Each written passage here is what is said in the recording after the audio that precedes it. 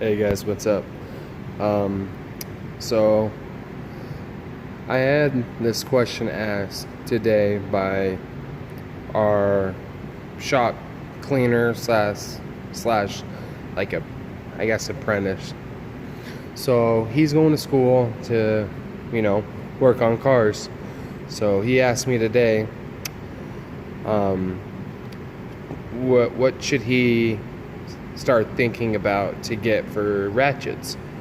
He's a senior in high school, so he'll be getting out of school soon and then continuing on with the automotive field. So he asked me, like I said, which ones should he start thinking about, which ones are the best, and so I thought that brought up a pretty good topic. So you see here, I just have a few different ones. 1/4 inch right there, 3/8, and then a 1/2 inch. So as you can see, I have, a few different kinds here. And I have more. I just thought these ones would be good for an example. And this is kind of what I told him. Basically everything I'm going to say in the video is what I told him. So, if you guys are in this field, and maybe you guys have a different opinion than I do. But here's my opinion. So in this field, you're gonna need different types of ratchets. I'm not just gonna buy this one ratchet and then that's it. And I'm gonna live off that ratchet and try to make all my money with just that one ratchet.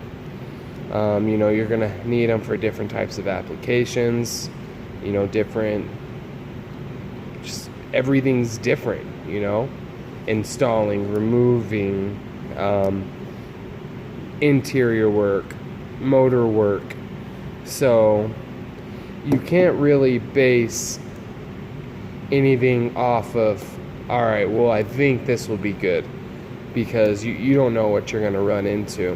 And I'm not saying run out and buy every type of ratchet, every inch, flex head, non-flex. This is just my opinion. So most of the time with doing most things I do, I use 1/4 inch, so I use a non-flex.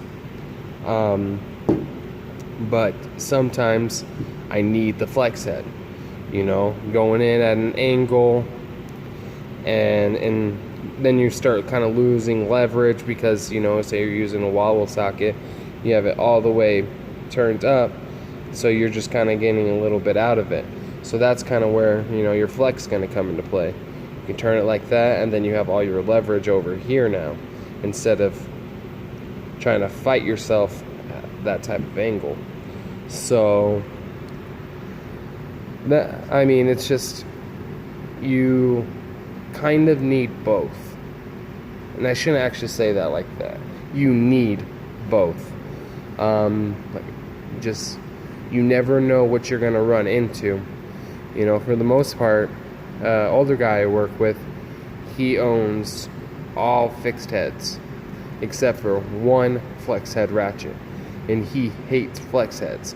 So that goes to kind of show that you are eventually going to need the flex. It's going to help you out. It's going to make you become a little bit more efficient in certain jobs that you do. So if I had to do it all over again, I would definitely, get a long 3/8 like this. I use this every single day. This ratchet ends up in my hand. And then, you're going to need your standard 3/8 fixed head. And then just kind of do that with, all your sizes. That's where I would start. It's just kind of something like this. And then, then you'll start getting special stuff like that, or the low profile, just, you build up to that. But I would start, like I said, kind of like a standard, and then one flex the same, one standard, one flex the same. And these can be your go-to ratchets, for the most part, either like that. And then when you have something really tight, always would recommend, if you're going to get kind of something longer, get the flex head. You know, they make the locking ones. Me personally, I don't like the locking flex, but you guys might. I know a lot of people do, and that's fine. You know, that's their opinion versus mine. This is what I prefer to work with, but that's besides the point. So, you know, I would get, you know, some smaller ones like that you're going to be able to, you know, use for basically everything. It's going to fit into a lot of places. You don't really have to worry about size, and you're not going to have to worry about over torquing if you're putting it on with something smaller like that. But then, you know, once you get to the longer stuff, that's when I would get flex. I don't have a fixed head on my two long ratchets. I have flex on those ones. I have a long 120 tooth by Gear Wrench, so that has kind of the locking flex head mechanism on it. So yeah, that's just kind of my opinion. You're gonna need both. I wouldn't say that you can get by with either or. I'm sure you can get by with like the locking flex heads because you can keep them fixed.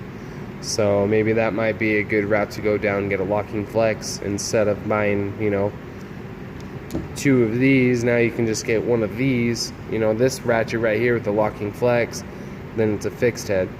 But that kind of goes back to, you know, sometimes that's going to be a little too long now. But if you're just starting out, that would definitely be a good way to go, so you don't have to spend a lot of money. And then, you know, buy as you need is the best way I can put it. Buy as you need, not as you want. So it's just my 2 cents. So I just wanted to throw it out there because, like I said, that kid asked me today. So thank you guys for watching this video. If you liked it, you know, subscribe, hit the like button, let me know what you guys think. Give me some advice. Anything helps.